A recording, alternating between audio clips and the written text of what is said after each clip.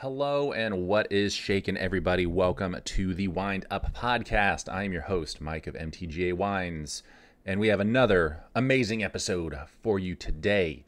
Before we dive into today's topic, of course, a couple of quick announcements. Number one, thank you all once again, as always, for downloading, listening to, rating, reviewing the show. Please continue doing that, along with sharing it with other wine-loving friends and family of yours. It's hugely helpful in spreading kind of the reach of what we do and getting a little bit more airtime out there.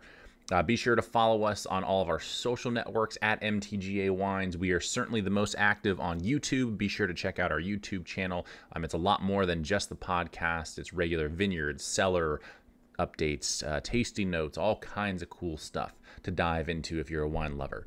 Instagram, of course, are some of those updates are also posted there. You can find us on the Book of Face as well as on the social network formerly known as Twitter. At MTGA Wines will be our handle for all of those.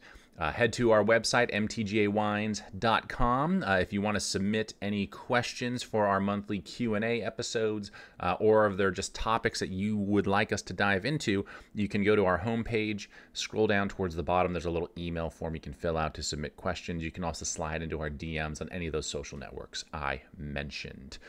I think that about does it. I think we're ready to dive into today's topic. And today's topic is going to be a little bit more of a soapbox. And I haven't really done an episode like this over the last year and a half or so, but I figured it's about time. I think, as many of you might expect, for wine podcasts, what we really try and do for a lot of these, if you listen to other food and wine podcasts, we really try and dispel a lot of the stuff that kind of happens behind the scenes that, other people just might not know. Parts of the winemaking process from grape to bottle that we kind of keep hidden in our cellars and don't talk a lot about. Stuff like the additives we've been talking about recently. Stuff like blending decisions and how we actually kind of go through those in our head and with our taste buds and how we evaluate these things on a sensory basis. The trials and tribulations of being a wine business, what it means to get a wine business started, the money that's involved, kind of the flow of business that you need, whether you're going big and trying to be a big producer or trying to stay small.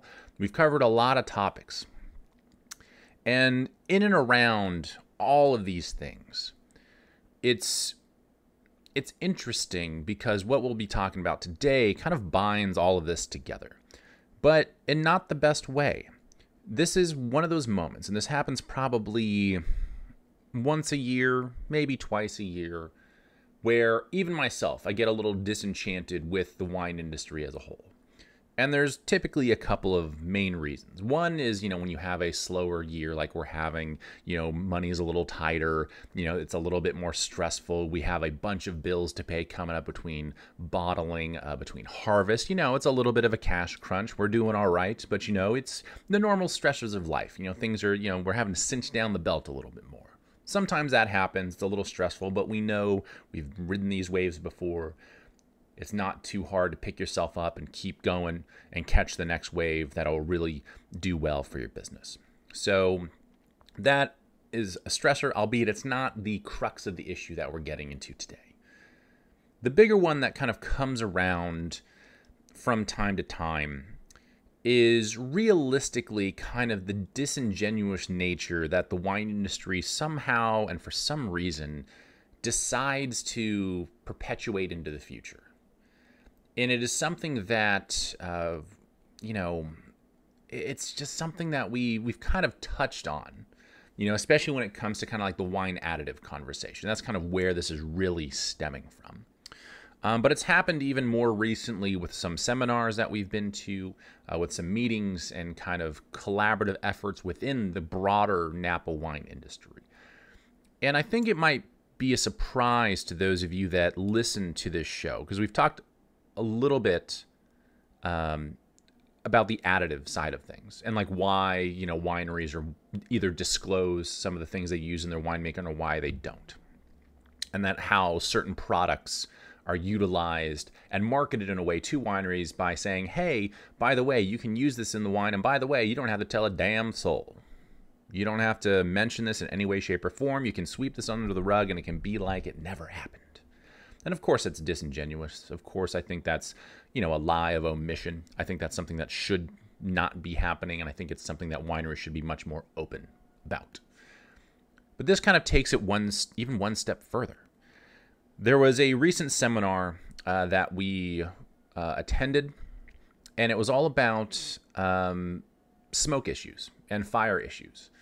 For those of you that may or may not be aware, there's an enormous fire in Northern California called the Park Fire. It's a few 100,000 acres. Luckily, it's mostly like grassland, woodland. It hasn't threatened any major towns or anything of that nature. It was very close to the town of Paradise, which some of you may remember was in the news a couple years back because it burned to the ground. This fire was started by some knucklehead, and that's probably the nicest thing I could say about him, who decided to light his car on fire and then push it into a ravine. And that's what started this fire, was arson.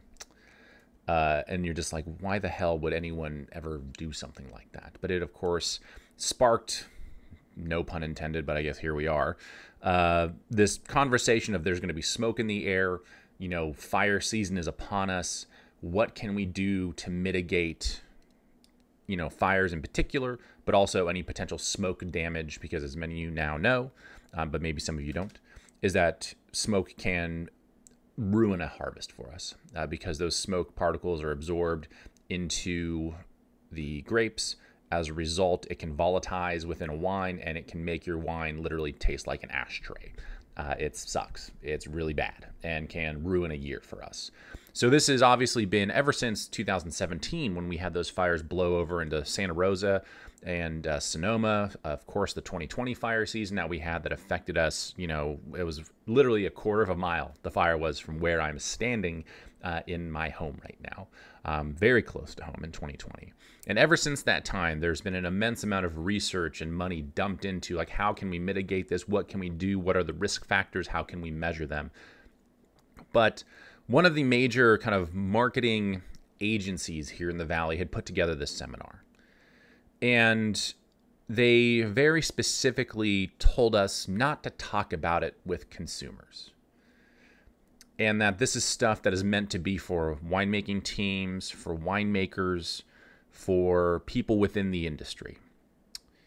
Yet, the questions that are being posed in these seminars, albeit they're a little bit geekier because, as winemakers, we're trying to figure out, like, what are these exact risk factors? What are the trigger points? What are the molecules and enzymes and things involved that we could potentially utilize to our advantage or that are working against us to, make a good wine versus a ashtray wine?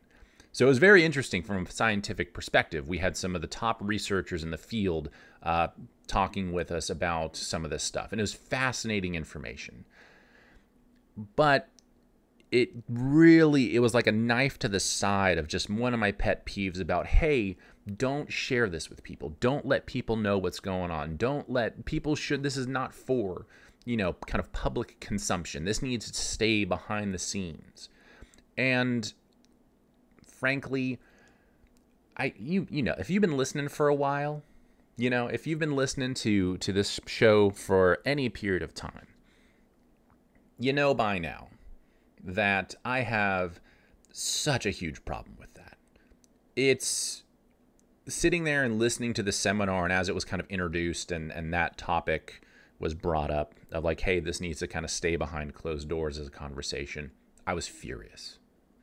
Like, honestly, I knew I needed to be there. I needed to listen to what people had to say because it was a very important seminar to be a part of.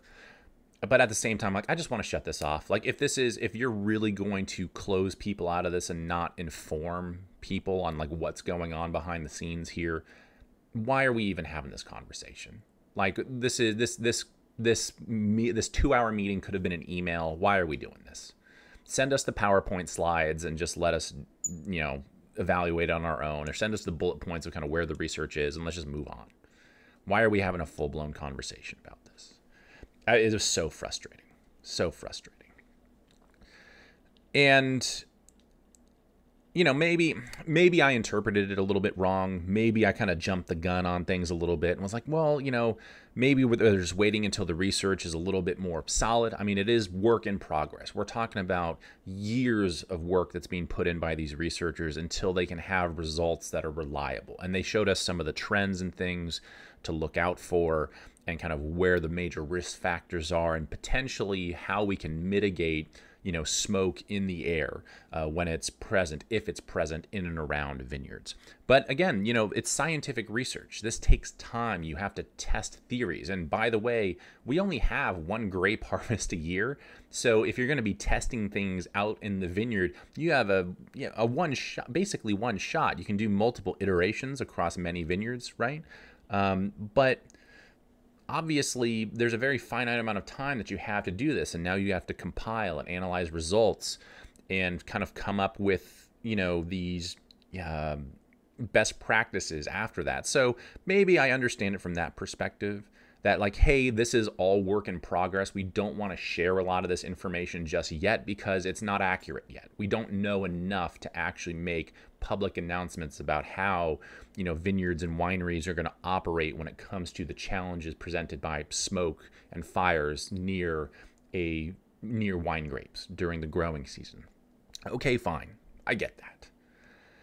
But at the crux of the issue, whether it's this, whether it's additives going into wine, whether it's the information that is or is not present on a winery's website or on a back label, y'all know by now that my biggest pet peeve about the wine industry, bar none, is the fact that there's an active kind of push to shelter consumers from what actually goes on behind the scenes. Whether or not you care, like we'll use another example because I'm holding up my iPhone for those that are not watching, whether or not you care about where, this phone is made, whatever phone you have in your pocket, where it's made, how it's made, why it's as affordable as it might be.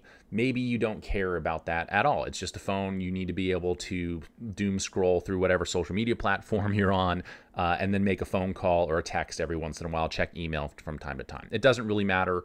You're so far removed from it that how that contraption is actually put together is what it is. That's how it's made. It showed up in my local store. I bought it online. It's at my front door now, and I can just plug in a SIM card and run with it. For some reason, I think wine is a little bit different because it is something that we actually consume and put into our bodies. And that if people have genuine questions about how a wine is made, where it's coming from, the processes involved, the materials involved, the risks involved, in the case of like smoke and whatnot. Those are things that we should be open and upfront about. So I don't want to call out, this seminar too much in particular, but it just struck a nerve because we talk so much about what can actually go into wine and winemaking and why I believe that we should be more open and honest and upfront about it. And for those that maybe you're listening to this or you're relatively new to the show, the reason I believe this and the reason why I think wine does a really shit-tastic job of being honest and upfront with people is because wine is still so intimidating for so many people. So many people. We had a little get-together amongst some of our club members not a couple of weeks ago, and this topic kind of came up in terms of consumption around the U.S. because, everything's kind of down in the alcohol industry right now, especially when it comes to Napa and it comes to wine. And we were talking about, like, where are the potential upsides, right? And we're looking at people that consume beer and liquor. To put things kind of into perspective for you, right now, beer, I think it passed liquor officially in 2022. You can look up some of these numbers. They should be pretty readily available. It's all kind of based on per capita consumption. There wasn't a great number for beer, but researchers kind of knew that beer had surpassed liquor consumption in recent history, in the last couple of years. To put that in perspective, liquor consumption is somewhere between like 2 and 3 gallons per capita over the course of a calendar year. roughly, which probably sounds a little bit obscene, but you think of like having a cocktail every, couple of nights, or, going out to dinner or making yourself that martini. Like over the course of 365 days, a couple of gallons, kind of makes some sense, right? If you divide that up over the course of many, many days. So beer surpasses that. Beer is ahead of that. Wine in the United States falls at basically half, maybe up to like 2/3 of a gallon per year. Way below where these other beverages land. And we're talking about and we're trying to figure out why is that? Like, wine is such a great part of life. Like, it enhances food. It's great with, company. Like, there's no reason that it shouldn't supplant and steal a little bit of market share from these things. And it came back to this issue that wine is still so intimidating that there are gatekeepers actively preventing people from learning more about it because, for whatever reason, they think that their authority and their expertise on wine needs to be held on to. That, hey, if you don't have that sommelier pin, or if you're not in the industry, or you don't understand, what this enzyme does over the course of processing fruit and getting it into a fermentation, that if you don't understand that stuff and you're not in tune with it, that you probably just shouldn't know about it. Let us make our wine and talk about this stuff in our own little vacuum, away from public eye, and let's not bother you with it. And frankly, I feel as though that attitude creates more fear and trepidation within consumers. Because if you don't understand what it is you're actually consuming, are you going to take a chance on it? Pause for dramatic effect. Right? If for some reason, the amount, and we talked about this during this conversation too, where you're looking up and down a wine list or in a wine shop and you're like, man, I don't even know where to start. Shoot, it happens to me. I don't know where to start on most wine lists. I have a leg up because I'm in the industry and I know some of the producers and kind of what to expect. But there are plenty of times I walk into a restaurant and I'm like, I don't recognize anything on this list. None of it really sounds great. I guess I'll just have a beer or a cocktail. I do that. And I'm in the industry. I'm the one, I should be at the forefront with the flag, charging in battle here. Hey, I'm only drinking California or only drinking Napa wine because that's what we do here. Like many small European towns and countries. If you go to a small town in Europe, whether you're somewhere in France, Italy, Spain, whatever, typically if you go into a local restaurant, they're going to have whatever wines are locally available. They're not necessarily going to have stuff from a neighboring town, much less a neighboring country. They support that cool small industry because it's built for that small area, right? That's what they do. And it's so different here in the US. And they've embraced it so much more. And it's just a different way of doing things. And that's fine. Different countries and cultures and things evolve different ways. So whatever. Let's set that aside for now, I suppose. But if we're truly going to get more people, because obviously there's a lot more people consuming a lot more beer and a lot more liquor than wine. Those are the front runners by a mile. The Olympics are wrapped up, I think, at this point. But imagine you going out and competing in the 100-meter dash against, what's his name? Lyle, right? That won for the U.S.? Or Sha'Carri Richardson. Go race them and see how you do. That's you are in this situation are the wine industry. They are the beer and liquor industry. They're so far ahead of us. So how do we combat that? And I think the one thing that wine truly has not done a good job of is bringing people into the fold and trying to provide relatable, interesting, and captivating information about what we do and how we do it. Which is why on this show, we dive into things like the additives. We dive into the process and the business. And I'm trying to drag people kicking and screaming into wine and being like, come on, come with me. It's going to be fine. It's not that intimidating. Just let me show you the path. That's what we're trying to do here. And I'm sure I've scared some of you. I'm sure, we did the additive catalog episode a couple weeks back. And, you know, I had a lot to say about a lot of those things. Most of them, as I mentioned in that show, they don't bother me. They don't. Because you're simply capitalizing on what is already readily available in the grapes that we utilize. You're not using a lot of synthetic materials like PVPP or Velcorin. You're utilizing stuff that's naturally occurring in the grapes or in the barrels, and you're like, okay, we're just, yeah, it's an additive, but, you know, is what it is. It's like adding MSG to a dish in your favorite, like, Chinese restaurant. Like, it's just a little something to give it a little something extra. It's not bad for you. It's just, yeah, you're kind of giving it a push. It's a little bit more manufacturing, right? Fine, whatever. I don't necessarily agree with that. I don't necessarily want to do that with my wines, but there are plenty of people, and no one's putting MSG in their wine. I mean, maybe they are, but I've never heard of it. I think there was a cooperage. Shoot, I did hear of a cooperage that was very specifically trying to craft a barrel that like leaned into like umami type flavors. And the running joke for all of us winemakers was like, how much MSG are we getting in that barrel?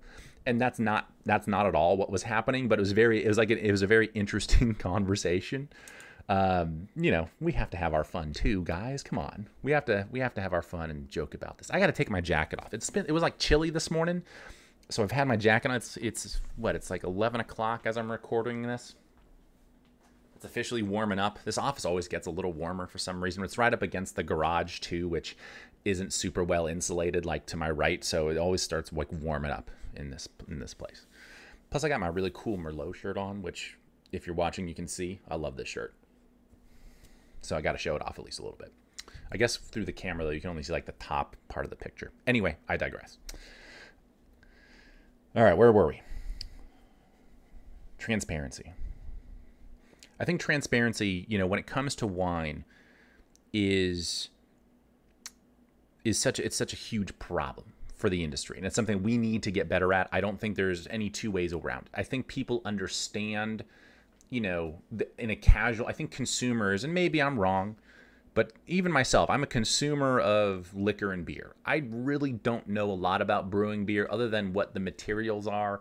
I couldn't even tell you what the, you know, top fermentations are versus the ones that aren't, or if they're warmer or colder. Like, I don't even know.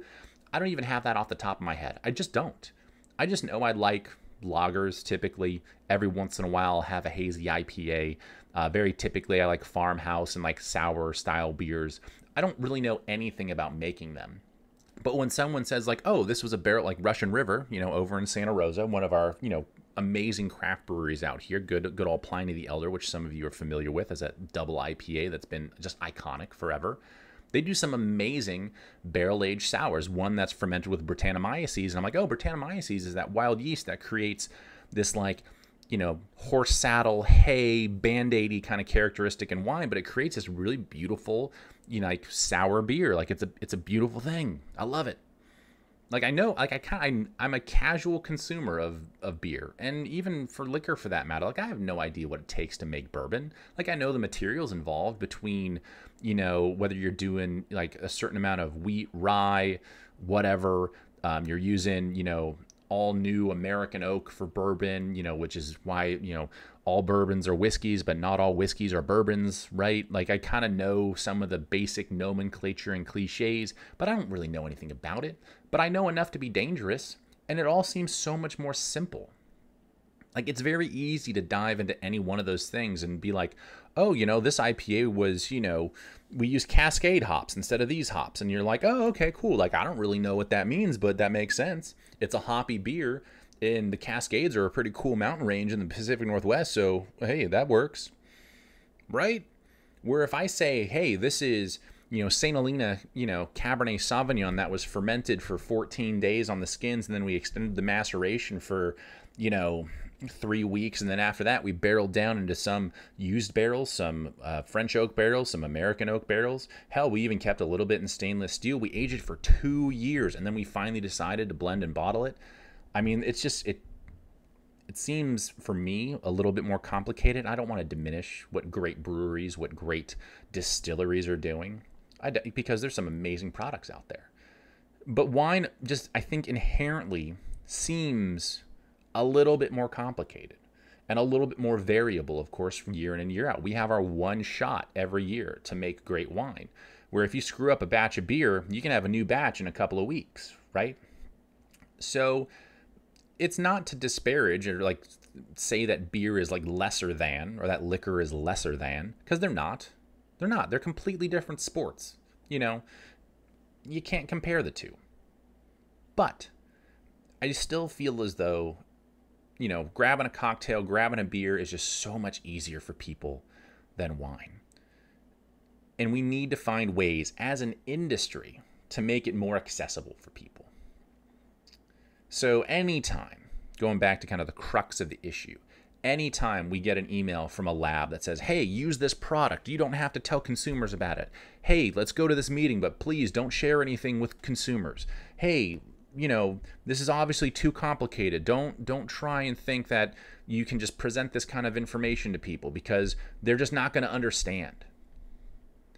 It's like, well, teach a man to fish. Shoot. Like, yeah, he might not understand how to tie a hook to a line now, but maybe in a couple of weeks of practice, you don't have to teach the guy to fish anymore. He can just fish for himself and feed his family. That's kind of the mentality I'm taking with this.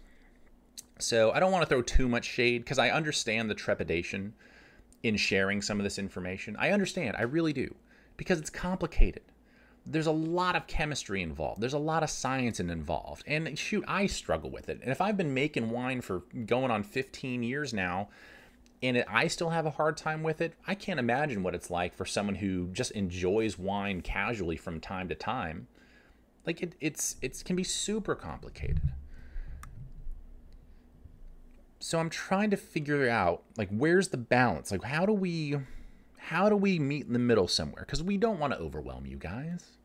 You know, if you're listening to a podcast like this, like I've probably overwhelmed you in some way, shape, or form. Like we talk about a lot of stuff. We talk about a lot of stuff on this show that's probably like right over your head. But hopefully it spurs a little bit of intrigue and interest in like what really goes on behind the scenes in a winery. You know? And I think because it's cool to know like how stuff is made and the trials and tribulations of going from, you know, grapes on a vine to a bottle of wine in, you know, 3 years it takes to do that in some situations. Why can't you do it in 6 months? Well, let's talk about it. Let's bring you into our world. So that's really been the goal of this show from day one, is to try and be as transparent as possible. Shoot, it's why we have started completely overhauling all of our labels and have a page on our websites now that includes all of this technical data and how things actually happen and what processes we utilized in our winemaking.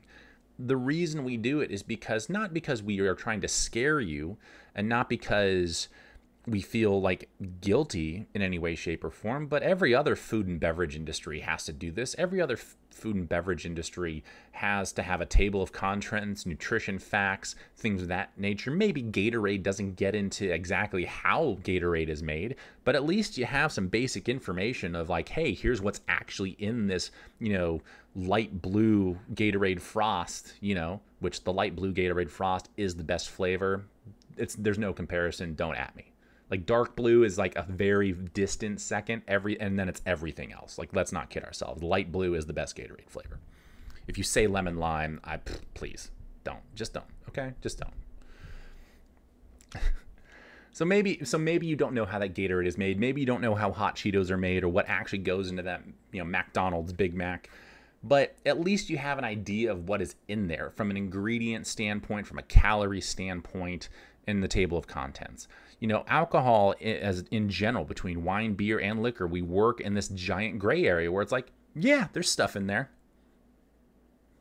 It's about it, you know? At least with beer and like liquor, you know the materials, right? I mean, there's plenty of additives and other stuff that you can use in those as well, but at least, you know, it's kind of simple. It's like, oh yeah, we're distilling, you know, wheat and rye. It's like, oh yeah, we're fermenting like malt, hops, and, you know, stuff together. It's, you know, it seems simpler. I don't know why like wine has like this barrier that is so hard for us to get up, over, around, or through. I just don't understand it. But not having these conversations with people who enjoy wine or who are just getting into wine or wanting to learn more, it's not going to help. Like, do you honestly think, like, do people in this industry, like, I feel like I'm taking crazy pills. Like, do people in this industry honestly think that, acting like the Wizard of Oz, pay no attention to the man behind the curtain, in this case, the winemaker, pay no attention to them, just here's what we're selling you. Just drink it. Don't ask any questions, just enjoy it. That seems weird, right? That seems weird. So, like, when it comes to, like, because some of this stuff is fascinating. And, like, going back to this smoke taint thing, because this is still a question that we get. We're 4 years removed from this last big fire season. Of course, we have that asshat who started this giant park fire in California, this year. And we're already getting questions like, hey, like, it's fire season again. Like, what do you guys, are you guys mitigating anything? Is it actually looking like it's going to be tough? Is there going to be good wine made? We're still dealing with stuff. We're still answering questions about 2020 right now. And we need to be able to have good answers for people. We can't have a conference call like we did the other week and be like, all right, cool, we have all this great information. Let's not share it. Let's keep it to ourselves. Let's not put consumers at ease and let them know that we are doing everything that we can to find ways to mitigate smoke issues, to make the highest quality wines we can. Like, the researchers that are at the front of this are doing amazing work. There's so much more information now that we have than what we had 4 years ago. And realistically, this information would definitely, it puts me at ease. If it's putting me at ease, it should definitely put you, the consumer, at ease, knowing that, like, hey, there's great stuff happening in research right now to find ways, like, hey, there's going to be smoke in and around the vineyard. Can we put any materials on the grapes to, like, act as a barrier to prevent it from absorbing as much smoke? Turns out there are options for that, but you have to make sure that now you have to take that material and, like, rinse off your grapes. It's like rinsing produce when you get home. You have to take that off. And if another batch of smoke comes through, then you have to reapply it and prevent it. It's like sunscreen. You have to keep reapplying it to protect yourself, right? That's kind of what we're working on, in this field with grapes. Once, you're making wine and, hey, the markers and the molecules of smoke taint are present, what can you do to potentially remove them? They're coming up with, they're calling them, it's because it's this molecule called a guaiacol and 4-methyl guaiacol that are the kind of like the actual, like, things that can create smoky and ashy characteristics in your wine when they volatilize. And they're coming up with enzyme and things that they're calling glycosides. For those that don't know, if you add, like, sides to that, it means that it kills it. It gets rid of this. It removes it. Like, they're actively coming up with ways to remove this stuff and mitigate it in a wine. Like, that's so cool. That's so cool. Look at how far we've come in 4 years of research. Granted, there's still so much work that has to be done because a lot of this is in its testing phase. We don't know if we found a silver bullet for this just yet, but at least we're throwing stuff against the wall to see if it sticks. Like, how cool is that? Why wouldn't we want to share that with the world and be like, hey, we know you're concerned about this. Like, you see, the clickbait bullshit news that we have on air right now. As soon as a fire happens in California, they act as if the entire state's burning down and it's going to be a wasteland in a year. Obviously not the case, but hey, you like California wine and your priorities are straight. You're like, hey, I know California's burning down, but what's going on with the wine grapes? Right? I had to throw that jab in there. I just had to. Like, I know the states, and I know there's 300,000 acres on fire right now, but what's going on with the wine grapes? Right? But you hear that in the news, you see that on the news, and it's like, shoot, like, what are these, like, can they do anything? Is it just going to be another bad year of wine? Are we not going to be able to drink any 2024 wine from California? And the answer is absolutely you can. Look at what we're doing to try and mitigate this stuff. Also, there hasn't been any smoke, like, in or around Napa at all. You'll be fine. Northern California and sweeping into Oregon, it might be a little bit of a different story. But make no mistake, folks up there who are making wine are going through the same stuff. They're trying to figure it out too. We're all on the same page working together to try and mitigate this stuff. And it's amazing. It's amazing. And you all should know that. We should help put you at ease when stuff like this happens. When we talk about the catalog of additives that we went through and stuff that can be utilized in the winemaking process. And even in that book, I have it right here in front of me. For those of you that didn't listen to that episode, we went through an entire catalog from a lab that we source our yeast from. And there is just pages and pages. I mean, there's over 100 pages of stuff in here that we can utilize in our winemaking if we so choose. Do we? No, we don't use all that stuff because there's no need for us to. But I would rather you know about it, because if you're somewhat worried about, consuming things that are heavily manufactured or overly processed, like these are the questions that you should be asking. And if you can't get a straight answer from somebody, that should be a red flag, right? That's how it is. Actually, there was during this kind of wine club get together we had at the beginning of the month, there was someone that had it was a Hell Mountain wine. Shoot, what was the name of it?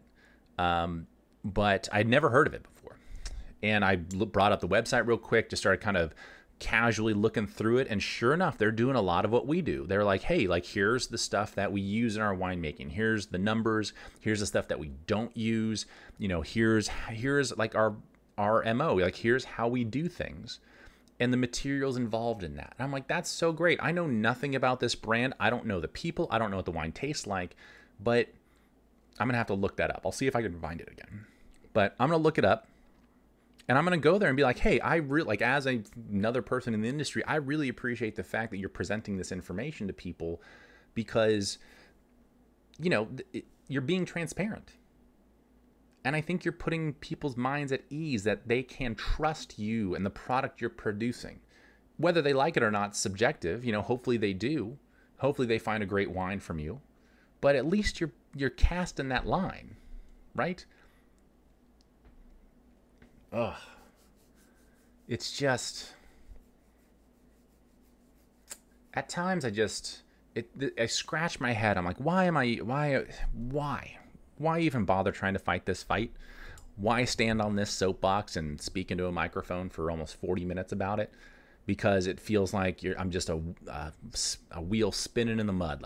It's going nowhere fast. It really, these are moments within winemaking where I get frustrated.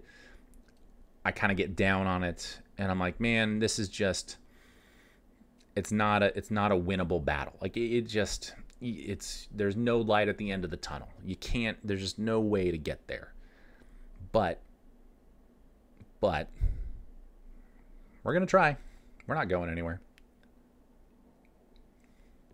We're going to continue fighting the good fight. We're going to continue talking about this stuff. We're going to try to continue giving those of you that listen to the show, those that hopefully listen to it in the future, people that come to Napa or other wine countries, we're going to try our best as small producers to give you great tools to understand wine, to enjoy wine, to make it less intimidating, and to be able to trust what you're actually enjoying at home. That's what we're going to do. Thank you all so much for tuning in today. Thank you for listening as I get up on my soapbox for this episode. It was very cathartic. I gotta tell you that. I feel a lot better. I was feeling very feisty, very antsy over the last couple of weeks, kind of figuring out how I wanted to record this, because I didn't want it to be just a bitch fest of, I didn't want to complain. I wanted to try and come up with, hey, here's salute. Anyone can complain, right? Anyone who's managed people before, it's your biggest pet peeve. It's don't just complain or have a problem.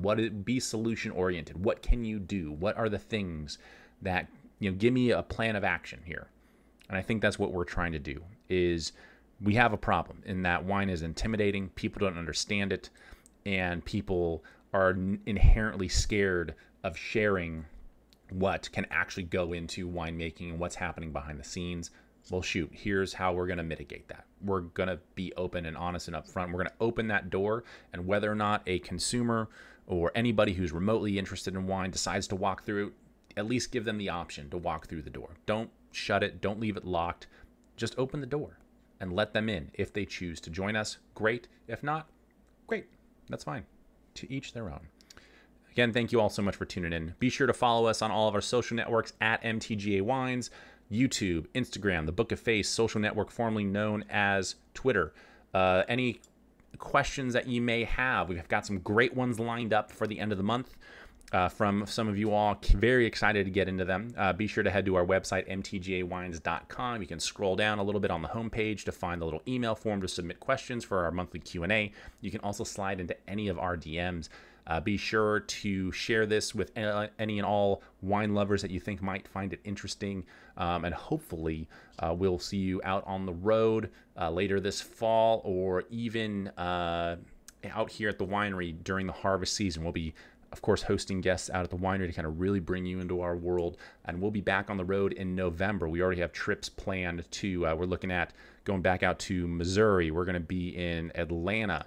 We're going to be in Charlotte. We're going to be in Tampa. We're going to be in all over the place come November. And then back down to like Southern California in early December. We're doing all the things. So hopefully we'll see you out and about or here in Napa sometime soon. Love you guys. Take care. Have a great day, rest of your week, and we will see you next time on the Wind Up Podcast. Cheers.